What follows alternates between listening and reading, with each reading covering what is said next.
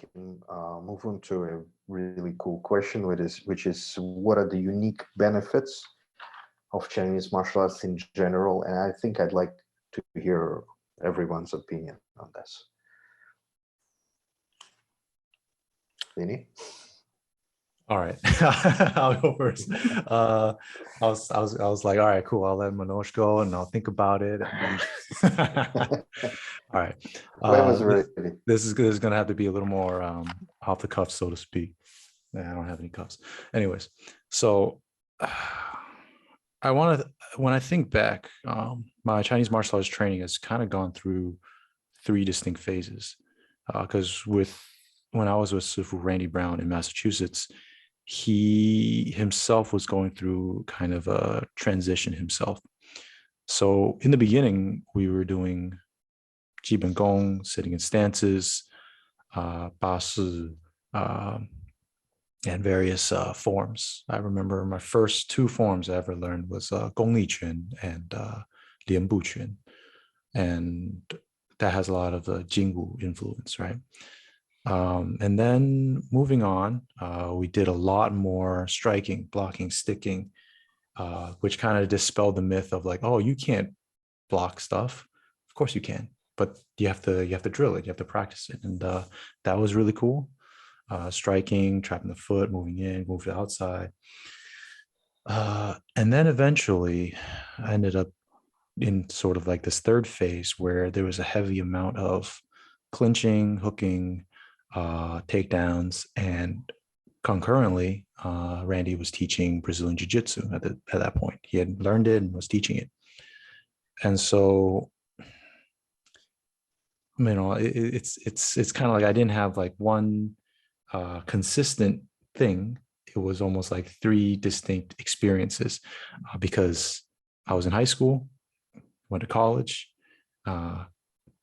came back during the summers, and then I was had like a year-long hiatus where I had graduated. It was 2012, no work, had to find work, found work, made money, came back, right? So there was like 3 distinct phases, and I'd say the first, that sort of forms heavy and gong heavy kind of training gave me the benefit of being very stable, being very well put together, being able to move well. It didn't make me a good fighter, but it made me able to move and adapt and learn movement very well, I think.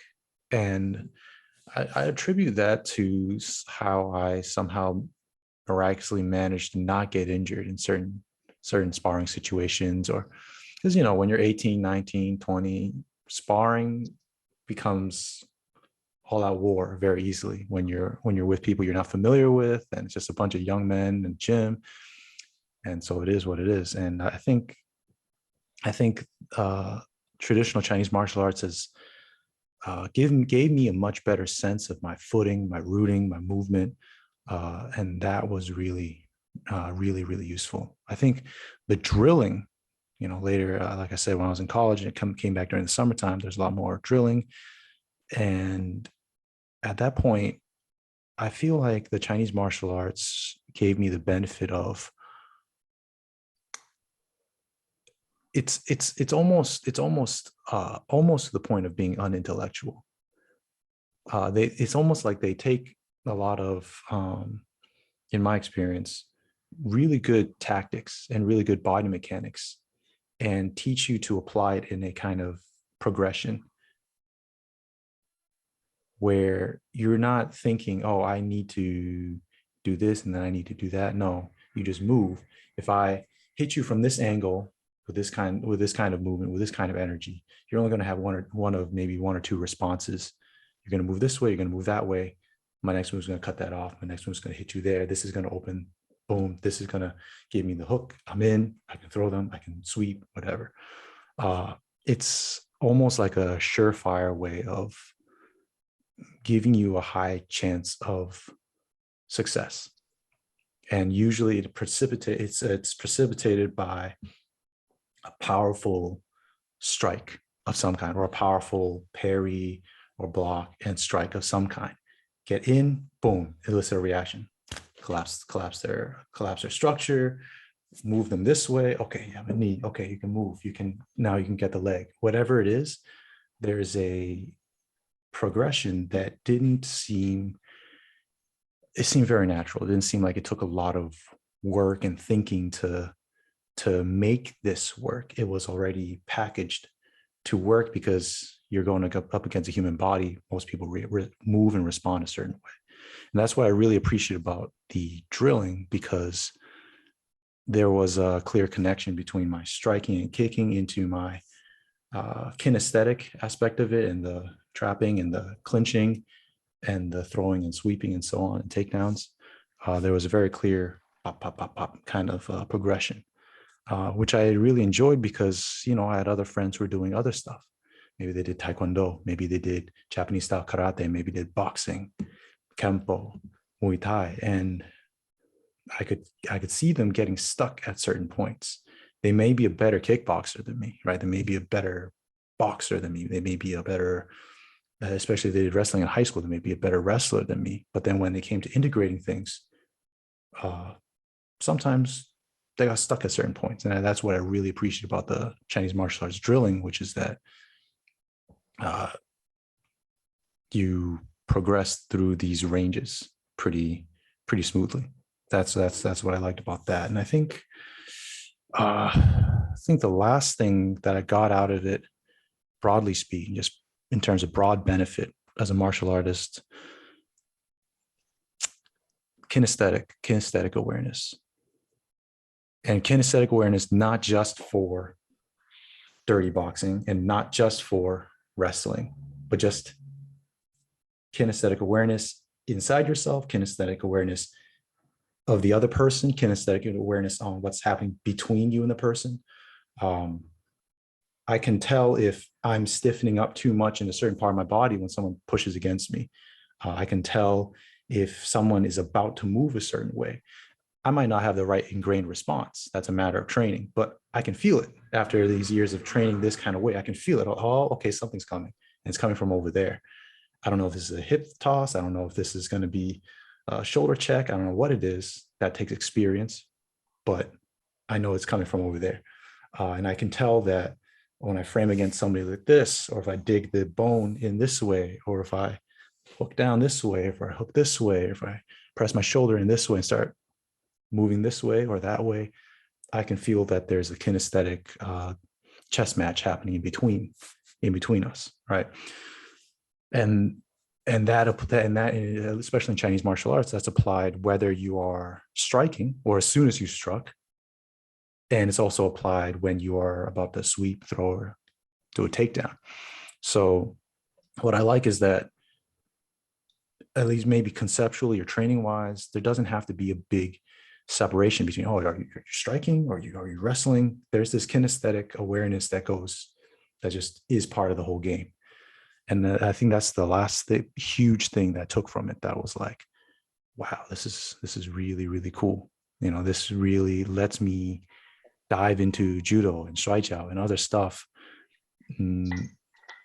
already having an angle of understanding that someone else just approaching it you may not have. So I'd say that's for me. It would be the just body awareness and ability to understand my own rooting and move well, avoid some injuries. Then it would be the drilling that brings you through the tactics, whether or not you mentally understand everything yet. It brings you through the tactics, and eventually you start breaking down. You're like, I start understanding what we're doing with the ranges and postures, and then finally that kinesthetic understanding. Yeah, so that'd be it for me. Sorry about that, guys. Took a little while to organize it in my brain. Sounds good. Yeah. Am I good now? Okay, yeah, sure. Yeah. I would say I agree with pretty much a lot of what you're saying there. I think Chinese martial arts, it's to their benefit and maybe to also their misunderstanding, is that they're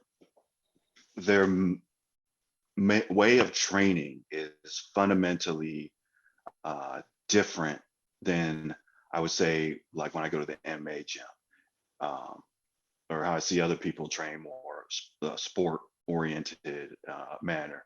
And that when I go to the gym, we're training techniques, right? We're training techniques where I look at my Kung Fu training and I'm training like attributes, I would say. And as opposed to like a technique, I'm training like an attribute. So I'm training like when I did Mantis, we trained that, you mentioned kinesthetic awareness, that feeling your opponent, where the pressure's coming from, being able to, what we call the listening skill, right? Be able to feel where your opponent's going. Moving on to Xingyi Dao or internal martial arts. Those also carry over to there, but also training that that more of awareness of your own self and how you feel, how you're generating power. But that also extends into the opponent, you know, knowing where they are tense or where they're about to load up at or where they're moving. And so it's more of a attribute training. And I think that's really where the benefit is a good wrestler will also have listening skill. But from what I've seen, at least, I haven't seen them drill that listening specifically, right? Whereas like there's like push hands and stuff, that's like a drill, or even sticky hands. That's like a drill for training that specifically, you know. And in internal martial arts, you have various exercises to train the body mechanics specifically, right? In an isolated manner, as opposed to, you know, you can always just drill punches, throws on their own, and you'll still develop the physical skill that way. But this is almost like I consider it kind of akin to sport specific conditioning or sport specific exercise. You're drilling a body in a specific way that is very similar to the technique, or maybe in the same, but just in an abstracted, because it can be a strike, it could be a throw, it could be a push, it could be grab, it could be whatever. But it's abstracted down to the rudimentary movement. So yeah, a lot of it echoes the same thing. And I think for me, learning the BJJ, I've had a hard time with it. And I always tell the coach there, I'm like, yeah, I can't remember it. It's like it's like you were saying, it's the way we train, or Chinese martial, it's like almost unintellectual. But BJ, I have to remember, like, put your arm here and make sure this hand is here, rather than wrestling and the clinch fighting in Muay Thai. I could carry over that feeling like right away. I don't have to remember anything. Yeah, and I think just a quick point on the Brazilian Jiu-Jitsu. I think my experience with Brazilian Jiu-Jitsu, it's easy for it to become almost like a combo or a formula with a lot of little steps. It's easy, like in terms of how it's being taught, like it's easy for it's like, all right, cool, you got side control, great. Shove their head in a certain way, get your arm under, Yeah. all right, get your arm on, get your hand over their wrist. Do this adjustment. Oh, okay, boom, get this in here. All right, turn, angle, crank. It's easy for it to turn into that, I think, because there is a very basic way to do it. And then you can easily demonstrate, oh, this is how the lock works.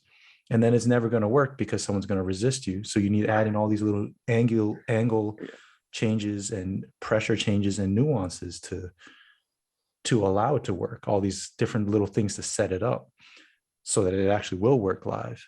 And it turns into almost like until you get to a higher level, kind of a finicky weapon, so to speak.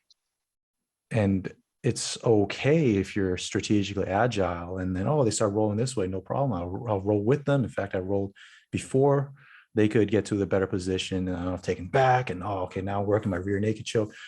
Cool. But there's I think that brings up a point where Brazilian Jiu-Jitsu training can become very formulaic, which flies in the face of the kind of flow that you need in submission grappling.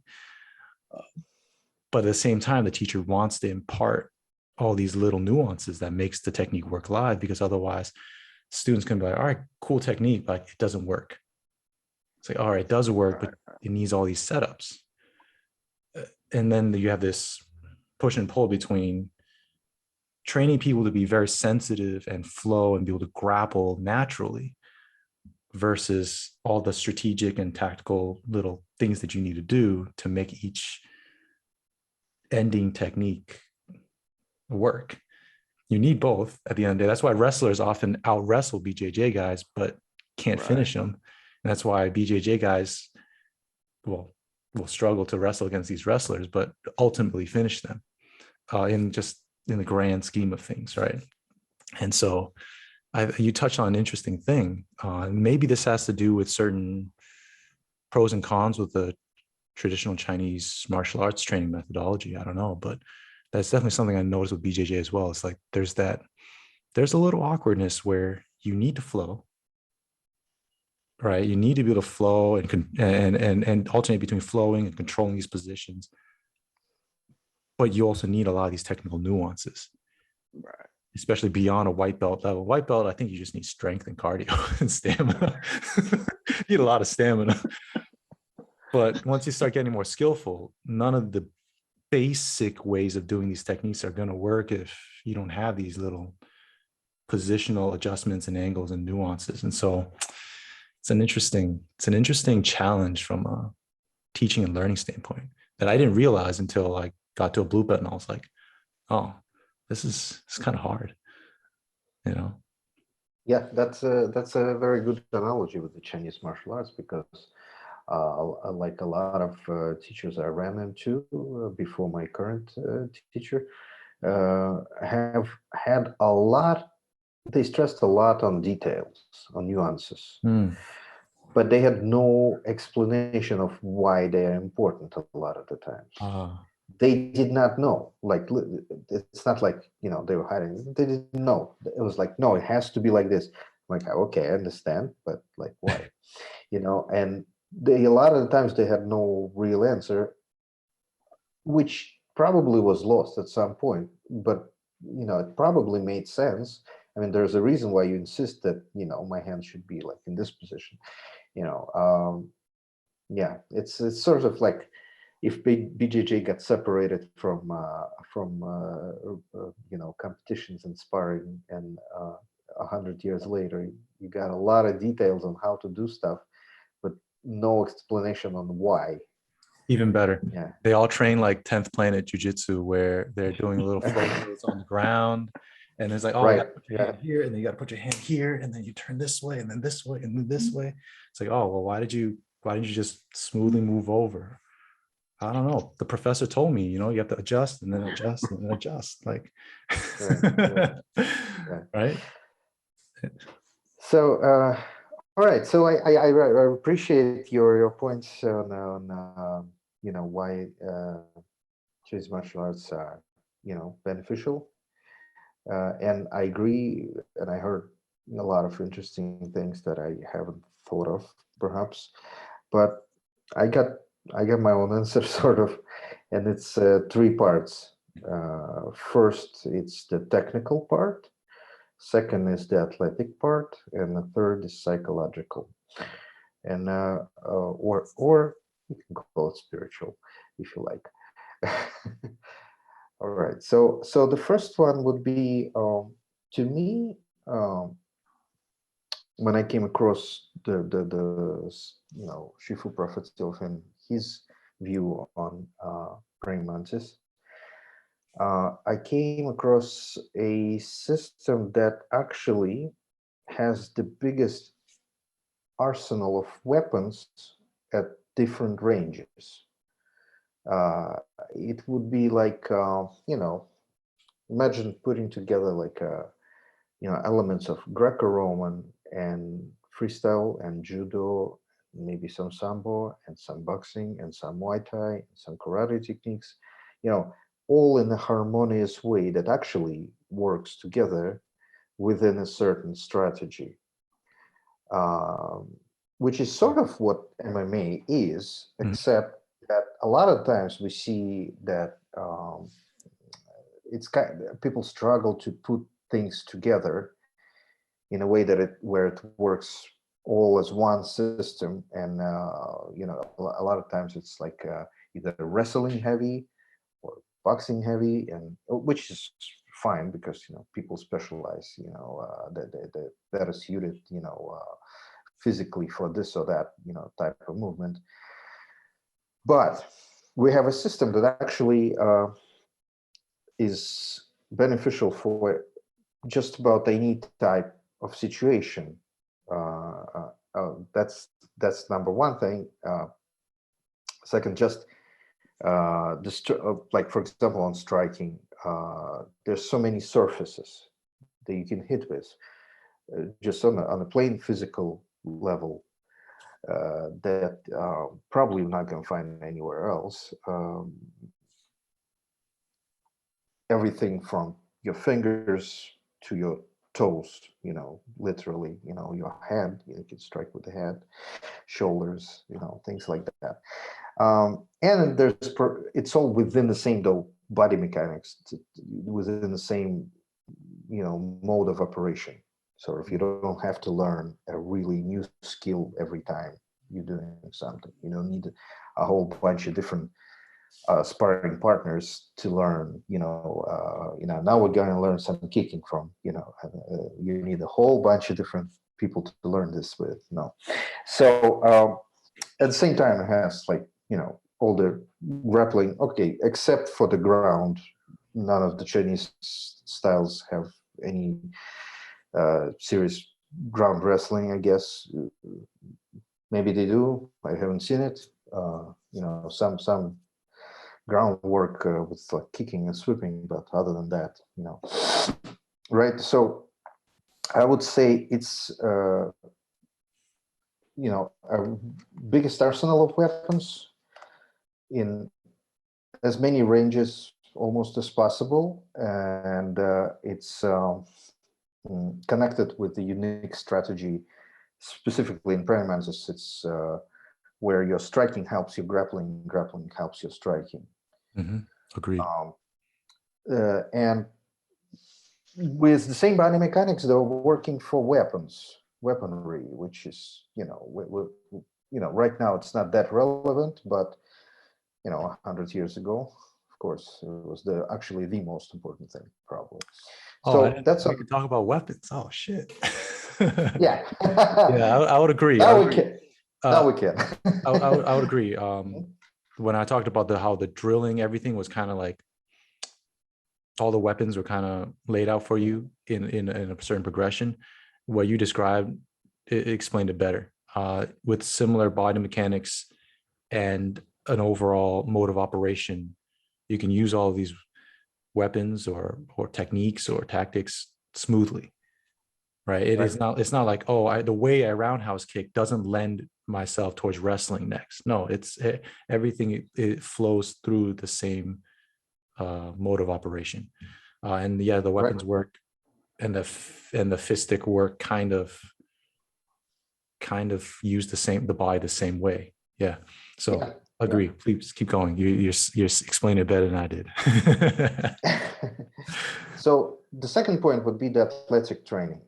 Well, we now do the athletic training regiment of the Qing Dynasty officers, but even without that, just the village, you know, style training that they had, I would say it's you know, like a lot of combat sports had to, throughout the 20th century, borrow methods from other sports, from, you know, other athletic regiments, from football, from baseball, from whatever, right?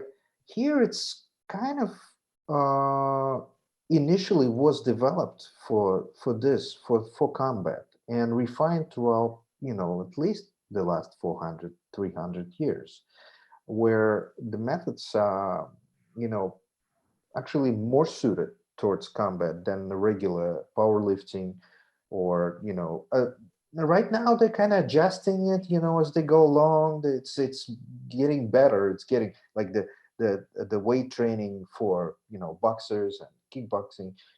Like when I started boxing, lifting weights was a taboo in Soviet school for sure. They said no, that's gonna slow you down. Don't do that. Do these exercises instead. There were exercises that we did, but no like weightlifting. I think everybody references Michael Moore as being one of the first to do a weight training Yeah, program. Even the U.S. Even the U.S. was like that. yeah. I've heard of some bare knuckle fighters that did it before boxing became boxing, sort of. Gloved boxing. I heard that they actually lifted stones and stuff like that, but it kind of went away after at some point. So anyway, so I would say that it's the athletic that allow for this technique to work, the Wushu regiment of techniques, are unique, and I dare say they're better than what most of the weightlifting and fitness training right now are for martial arts in general. That's just my opinion. Um, and now the third point is what I would say is probably the most important thing, which is I would call it um, psychological training, which allows you to switch from your regular state of mind to your combat state of mind, which I think is missing entirely in combat sports, unless you are taken to a sports psychologist or something like that, or there are rudimentary techniques to psych you up, but no particular training to actually get you to be able to switch from one thing to another, because that's where it happens. So like a lot, even sometimes a trained combat sports athlete would freeze in a situation of stress. um, and I believe that there's three things that actually are in at least in our tradition of praying mantis, that are specifically designed to do that. First being all the Neigong exercises. I think that although the original purpose was to prepare somebody for prolonged strenuous meditation, and it was borrowed by martial artists to to prepare the mind for combat, basically, to get you to switch, because the Neigun methods, at least the ones we had, were really not like meant to be a sort of like a relaxation techniques. More they actually put you through a specific stress. There's a lot of hitting of the body. You hit yourself, there's somebody hitting you, this type of thing. So that would be the first one, and we can talk about that later when we talk about Qigong in general. Second one, which is a set called Badaba Buddha, 8 to hit and 8 points not to hit, which a lot of times is misunderstood to be a concept, but originally it was actually a set of techniques where two parts. First one was trained with a partner, where you get hit on certain parts to get used to getting hit and not feel stressed out. The severity of the strikes increases over time, and you're therefore psychologically toughened and prepared to receive blows to your head, to your jaw, so on and so forth. Those are the 8 to hit. and there's 8 not to hit, which is you're not supposed to take those. So that would be the second one. And the third one, and I think it's actually a very, very important one, and I think it's a very misunderstood one in martial arts in general, which is Taolu forms. I think the original meaning of the forms was not just a library of techniques. It's actually a vehicle that's supposed to teach you the techniques and the strategies, but most importantly, it puts you in direct communication with the mind of the person that has actually developed the set. It's like playing a piece of music. Let's say you're playing a piece of Bach or Vivaldi or wherever, right? You're actually touching the mind of that person. Because it conveys certain feelings, emotions in a musical form that you cannot express with words. It's the same kind of thing, in my opinion. It communicates the mind, the warrior mind of the person that created it. Why is it important? Because we have no other way to connect to that in our time, especially in our time. You're not going to meet anybody who killed anybody with their own bare hands, with a sword. Probably not. Very rarely. And those people apparently did. And they actually knew what they were doing. So it's not a, you could call it a spiritual practice, almost. But I think it's psychological, it's supposed to bring you into a state of mind that you otherwise will have no access to, because hopefully you're not going to kill anybody. So but it helps if you can understand through the movement that spirit. You can have the connection to the ancestral spirits of the creators of the form. And I think there's nothing like that in other forms of martial arts. That's a pretty interesting. I don't think I've ever heard anyone interpret the forms like that. That's a pretty interesting way to look at it. I have to think about that one for a while. I think there's actually a lot of cultures that had something analogous before modern warfare, because a lot of cultures, warriors had some way of entering some kind of warrior or animal, predatory animal archetype or mindset, or war god or something, right? And that could be passing on a bowl with the blood of a sacrificed enemy combatant. That could be going onto the beach, grabbing rocks with barnacles and beating your chest with it and getting ready to go like they did in the Pacific Northwest. That could be, you still see little elements of that in Mongolian wrestling, where they do their lion dance or the Garud dance before they wrestle, and especially for them, because in their shamanistic belief, when you get in close, that person's energy could pollute yours, right? And that's why in Chakansar, when they New Year's, when they say hi to each other, traditionally you would hold a piece of cloth and you would both hold this piece of cloth. You wouldn't touch each other, right? Just because of that belief. But that belief also translates to, if we're going to engage in close combat, and the wrestling understanding is the basis for shield and saber or mace or axe or knife or whatever. You want to enter this mindset of the predatory animal and engage. And so I think maybe you could say, yeah, maybe the Chinese expression and development on that is through pre-combat ritual and Taolu.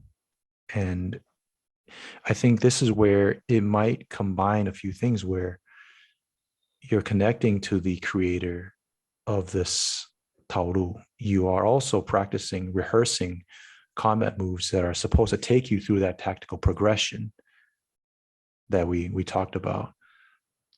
Oftentimes, there's even things that you don't do in real fighting, but you do in Taolu to remind yourself that, oh, there's a kinesthetic factor to this.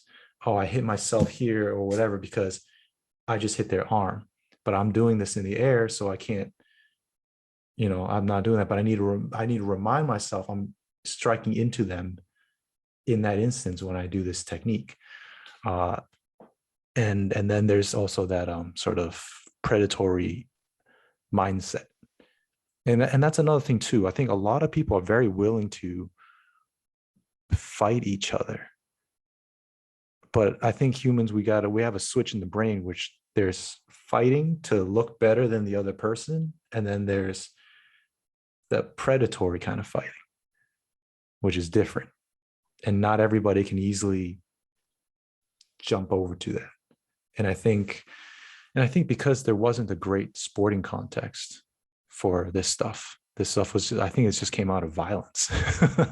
And so you need to be able to take like good old farmer kids and train them to be able to kill people with no hesitation when they come and attack, right? Just as one example.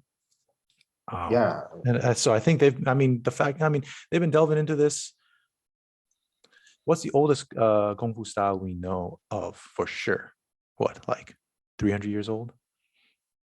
Maybe, I don't know. Documented history, maybe 300 years. That's a long time to be tinkering with like fight psychology, right? So I think you're onto something, Joseph. I think you are for sure. Well, okay, I got to quickly say that everything I'm saying is based on Shifu Profatil's research, and might have added something there, and maybe I'm wrong, because he has the knowledge of the Chinese and ancient Chinese and worked with actual documents. But I think I'm going along the lines of what he was saying, something like that. Yeah. So it's his research entirely. I don't speak any Chinese, And putting yourself in the creator's mindset. It's kind of an interesting way to think about it. I don't think I've ever thought of it that way, or even heard anyone mention that way. I have only from the standpoint of like researching pre-modern warfare and then talking to this guy, because in the Meihua Tanglang tradition they have that. Like there's rituals here in Taiwan for the militia training. It's called Songjiang Zhen in Mandarin, or Songgang Ding in Taiwanese Minnan, and it's just basic militia training. You have staves, you have various pole arms, you have shields, sword, double swords, double maces or truncheons, double axes. Honestly, back in the day, they probably grabbed a bill hook, grabbed a stick, and it's like, all right, cool, we can go. Right. If the village was poor, they didn't have a whole arsenal of weapons. If they was richer, they did. But what's the common theme is hard athletic training, drilling, formation practice, and then temple rituals to get people ready. And there would be a shaman who would welcome the war god into him.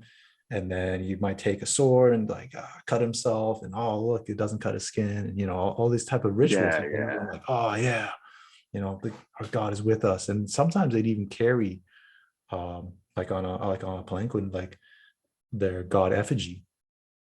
Oh, okay. As part of the like pre-battle procession, to be music and everything. That's where this comes from. Now everyone's amped up, and then all the men, they get their weapons, and I say men, I mean half of them are probably teenagers at that time, but teenagers, men, go off and duke it out with another guy, right? And then I realized there is a pre-war ritual right there. And that must have been way more common at one point all around.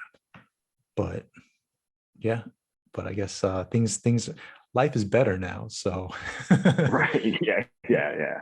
So that's stuff Yeah, that essentially, you guys have, you guys have a different, I haven't really studied the history and stuff like that in depth.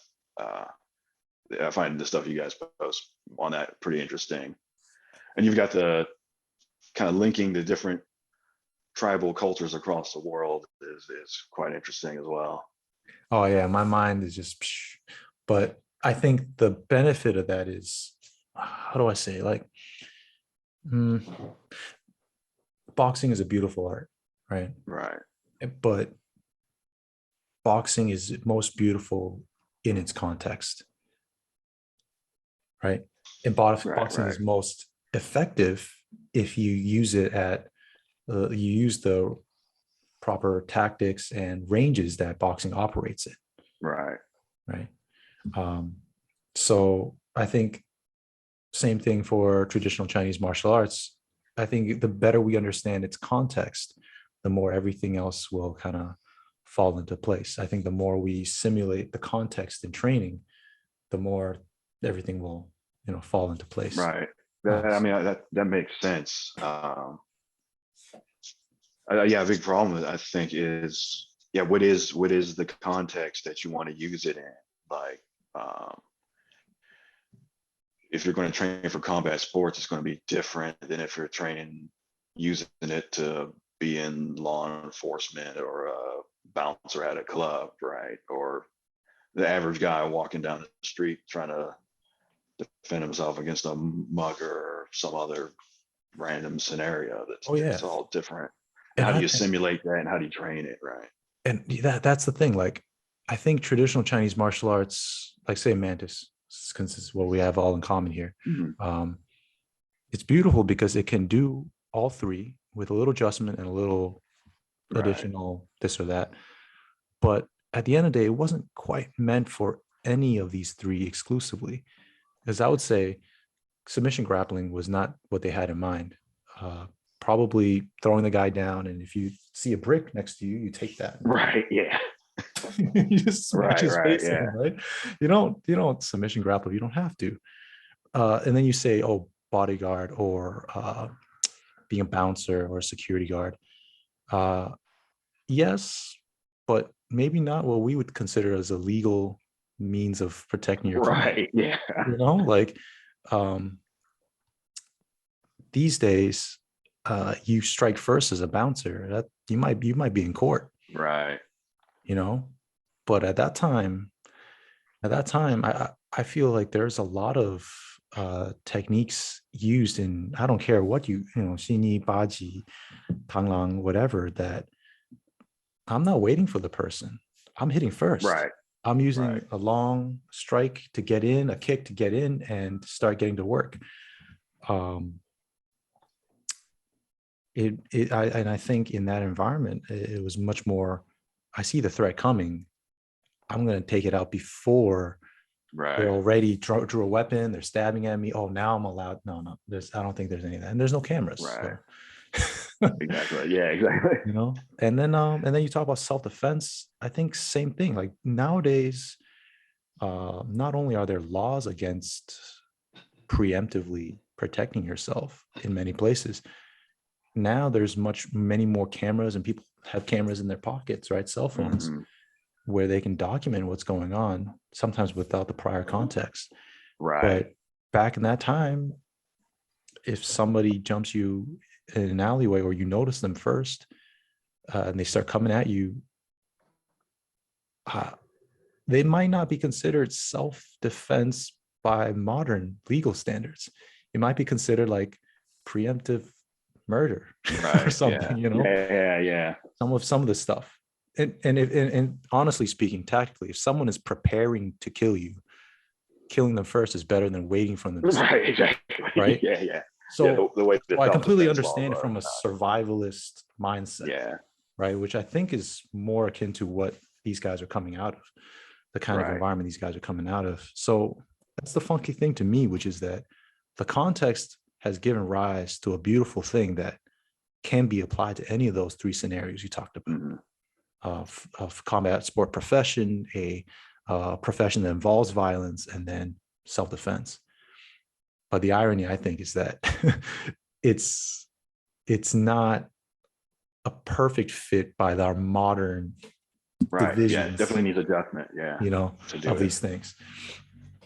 But yeah, what I love is that it can be applied in all those things. What I love is that it is versatile for all those things, you know.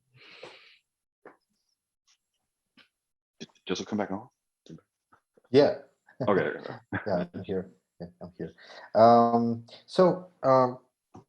We had like originally planned to talk about qigong a little bit. What are your opinions on it, Manoj? Yeah, Qigong's an interesting one that I've more recently put more emphasis on. So when I first started doing Chinese martial arts, you know, you learn these different breathing exercises, stretches and that, and I was like, whatever. You know, I kind of tossed more recently that I've seen more value in them. I was like, oh, okay, these are, I think they help with recovery for me at least, and both recovery and I guess you would call it, I don't know what to call it nowadays, prehab kind of activity. And you know, I'm 40. I'm going to MMA gym. I wrestle and grapple with guys who are all 23, faster, stronger, probably a better skill than me too. So, but I'm not broken. So I attribute some of that to those kind of exercises and practices.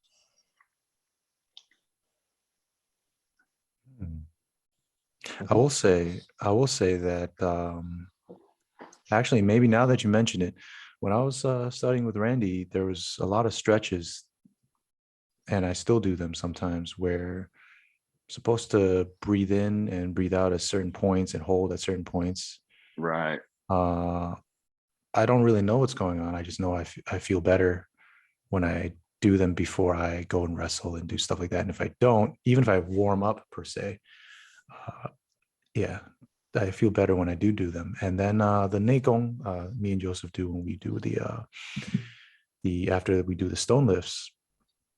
Again, I don't really understand what's happening, but I feel like I've released a lot of tension or pressure. You know, because when you lift a really, really heavy weight and then your body is primed a certain way now, and it's a lot more tense than it was before that. But after I do, and you know, especially if you don't do your form perfect, you're going to feel it. But after we do the Neigong practice, I feel like, wow, I just released a whole ton of tension. Okay, my body's tired, but I'm not tense now. It's interesting. I don't actually understand what's going on. Yeah. Well, once again, this is all from Shifu Profetila's 30 years of research. In our style of Meihuataman, there's a whole Neigun tradition that has been basically, like I mentioned previously, has been borrowed from Taoist and Buddhist practices. Both there are certain exercises that are definitely Taoist, some are Buddhist, and some we don't know.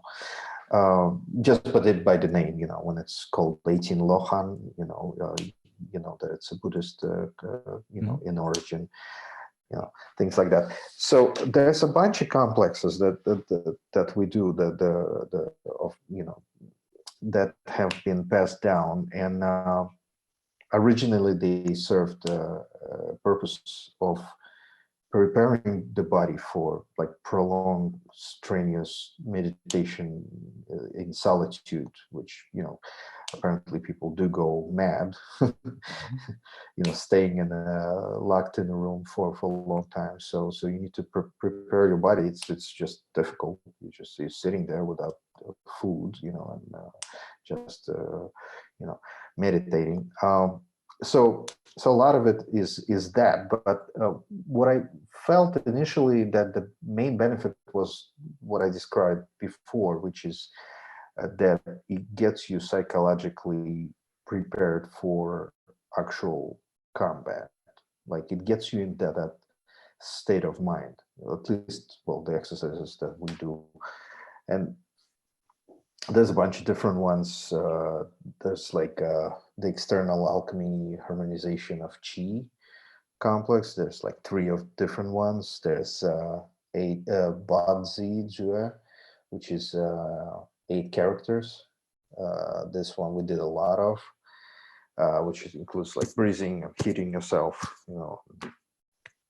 really strenuous exercise where you like tense up your whole body and things like that. Kind of look like the starting of the forms in Hungar, where like they really tense up. It's sort of like that, like maximum tension and Dynamic tension. hitting yourself. Yeah, dynamic tension. Yeah, holding your breath for long, like prolonged periods of time.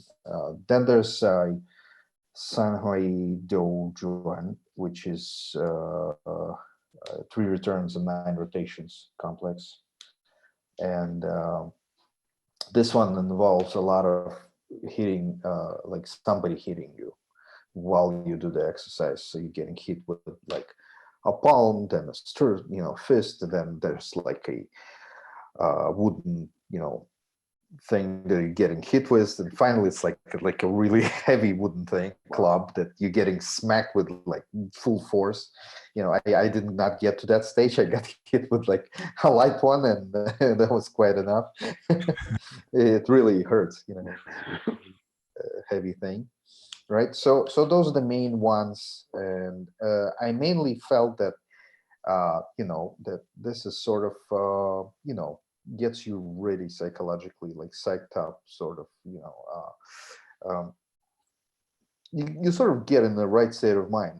I mean, if you've been sparring and practicing and you warm up before you go out to the competition, you spar a little bit or work on the mitts, and you get psyched up.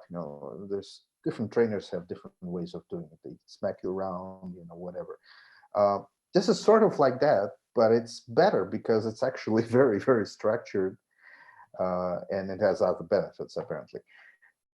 But when we started doing that athletic thing, the lifting stones and everything, and we started doing that Neigun, this is the first time I felt like, oh wow, this really helps. Like, because lifting, I have a lot of problems with my back in general. I have like 6 different hernia, different, all over my spine basically. And when I was lifting it, I was like really feeling, I was really stressed out about that, like how they're gonna, how my spine is going to react to this. And then those exercises really helped a lot. The Neigun that we do afterwards. This is the first time I actually felt what Vinny is describing there, because I never felt that it's like really helpful, health wise before, and all of a sudden I was like, oh wow, this really is helpful. It can, you feel all that tension kind of goes away, and you stretch out in different directions, and Yeah, I never really cared for that stuff until we Yeah. started doing the stone lifts. And then I think back on the days when I used to do a lot of barbell squats and deadlifts, and I'm like, I wish I had done some kind of Nico thing, because you walk away from the rack and you're like all stiff, and you're walking around like someone just poked you in the ass, and you're like, oh yeah, I gotta go to work, and it's like, oh, I wish I had something at that time, and I guess I already had an inkling. I just didn't know where it went in my training. I don't actually understand what's going on, but I suspect, like Manoj, like you were describing with the dantian and the intersection of these musculature, the musculature and the fascia. I'm guessing something about moderating the pressure there. Yeah, I've been doing videos currently on the A piece of brocade, and yeah, I think all the stretching combined with the breathing, because the breathing helps kind of ratchet up the tension in my hypothesis. Feels like it. That kind of adds to that stretching mechanism, so you get not only a higher tension, but on different layers of the body, right? Because the diaphragm's is like the deepest layer, right? And then you have the muscles above that and the muscles above that, including other associated connective tissues. So at least the ones that kind of stretch, I think, work on that mechanism. The tapping I've kind of thought about for a little bit. I think it works on the connective tissue as well. Maybe through a more neurological standpoint, because there's nerves that sense like pressure in the connective tissue. It's maybe stimulating that and creating a sort of feedback mechanism to the central nervous system that re-regulates the tension. That one is still kind of like well, there's definitely some kind yeah, of it's clearly an effect, right? There's clearly an effect, but yeah. just how the mechanism and what the effect is exactly is hard to figure out. I got one on the tapping. Okay. On the tapping, I got a little input on that. Actually, this comes from my culinary experience. When you want to stretch out a piece of meat, when you want to soften it, you pound on it. Mm. Oh yeah, I always take the back of the knife.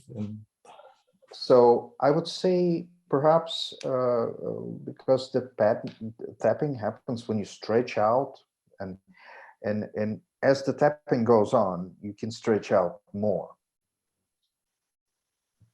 Maybe Yeah, sort of yeah, like that. I think Yeah, I think we got to take it case by case, like each exercise per exercise, and then take a look. But that's and then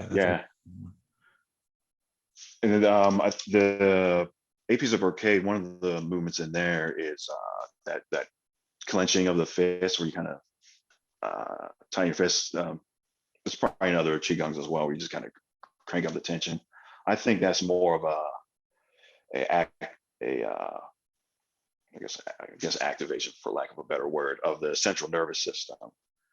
Because if you look at studies, if you want to know if your central nervous system is burned out, you can do a grip strength test, and that closely correlates to your central nervous system, your grip strength. If you see your grip strength drop off, that means your central nervous system is fatigued. So I was thinking, so clenching your fist is basically like gripping something really hard. So that'd be cranking up your central nervous system, which you would want to do if you're getting ready to do some hard exercise. You want to turn everything on, systems all go, maybe, just theory. Or if you want to kill somebody. Right, yeah.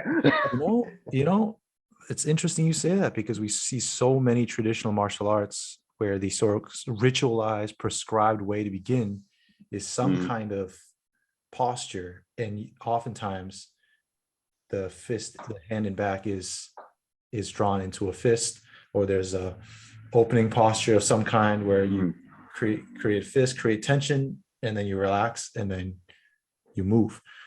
Many, whether it's Taolu as we think of it in traditional Chinese martial arts, or just warrior shit in general, there's a lot of that kind of like create tension and then relax and move and go. Yeah.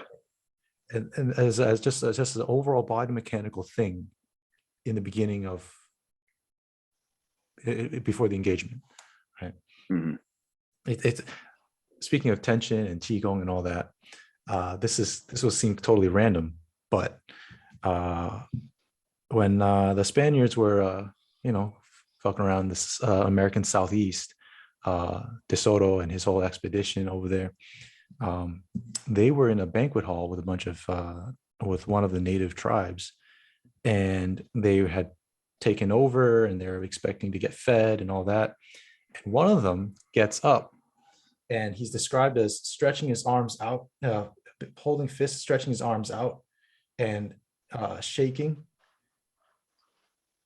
before letting his arms down, and then grabbing the nearest Spaniard and beating the shit out of him. and at that point, all the other people start grabbing clubs and sticks and whatever, and attacking. but it's just interesting because it's like, oh, he's doing an attention exercise. Again, I don't know what his motivations are mentally. We just know what they wrote down. Right. But he stood up, he made fists, he stretched out his body, he relaxed, he let everything go, and then he starts beating people up. It's just funny because it's a direct parallel with what we were just talking about. Create that tension, release, relax, and then now you're ready to go. And I'm willing to bet there was some kind of parallel development, parallel thinking as far as what he was doing there. Obviously, it's gone. We don't know, but You're right. just an interesting tidbit. I don't think we're too far off the mark. I don't think we're too far off the mark at all. Yeah, I think in modern society we underestimate the past generations' skill at observation. I think their levels of observation are probably better than what we have in modern society without like tools. You know what I mean? Yeah. Yeah, they would have to be. Yeah. They have to live by that. I also wonder if some of this might come from observing animals Right. Yeah. right before they fight or right before they hunt. Maybe the way like a feline like stretches out, and then you see all the muscles along its arm kind of tense up for a moment, and then it gets into like crouch posture, and then boom, it goes. Right. There's a lot of these things I'm sure that our ancestors were looking at and being like, huh, okay, let me try that. Because that was their environment. They lived in it.